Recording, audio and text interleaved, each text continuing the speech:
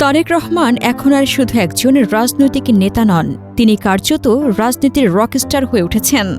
যেখানেই যাচ্ছেন সেখানেই রাজনীতির মঞ্চ যেন জনসমুদ্রের রূপ নিচ্ছে।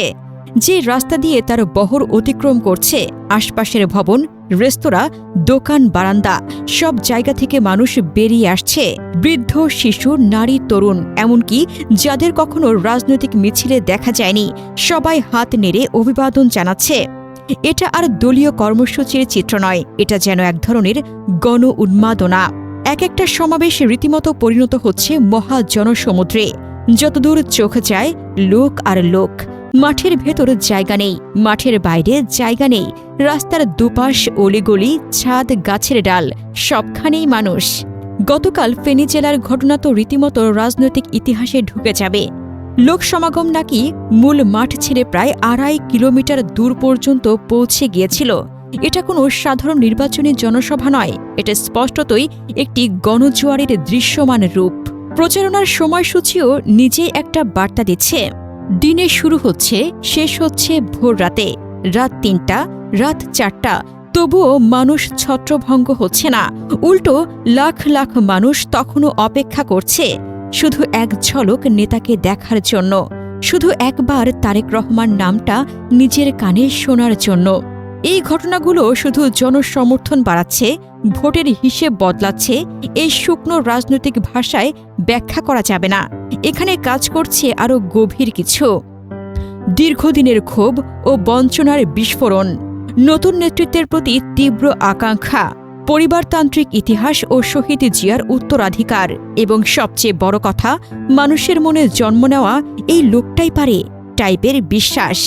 এই কয়েকদিনে অলরেডি রাজনীতির মাঠের চেহারা বদলে গেছে। যারা গত মাসেও সমীকরণ কষে নিশ্চিন্তে ছিল, তারা এখন নতুন করে ক্যালকুলেটর বের করতে বাধ্য হচ্ছে। যদি এমন গতিতে প্রচারণা চলতে থাকে, তাহলে সমীকরণ শুধু বদলাবে না, সমীকরণই ভেঙে যাবে। তখন আর কে কত আসন পাবে এই প্রশ্ন মুখ্য থাকবে না। তখন প্রশ্ন হবে, এই ঢেউ থামানো আদৌ কারো পক্ষে সম্ভব কিনা।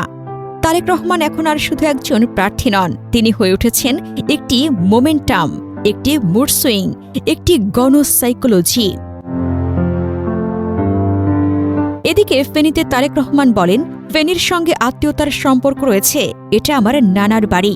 চট্টগ্রামের মতো ফেনীতেও কর্মসংস্থানের ব্যবস্থা করতে চাই, ফেনীতে ইপিজেড করে দিতে চাই, তরুণদের ট্রেনিং দিয়ে বিদেশে পাঠাতে চাই।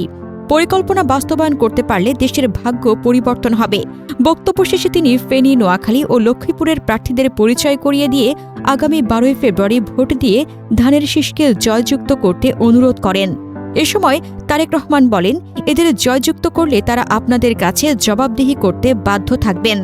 নির্বাচিত হওয়ার পর এলাকায় সমস্যা সমাধানের জন্য তাদের কাছে যাবেন, তাদের বলবেন এলাকার সমস্যার সমাধান করতে।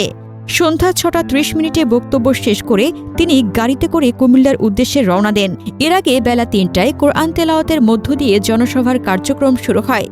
সমাবেশ মঞ্চের পাশে গুমের শিকার ও জুলাই শহীদ পরিবারের সদস্য এবং আহত জুলাই যোদ্ধারা উপস্থিত ছিলেন।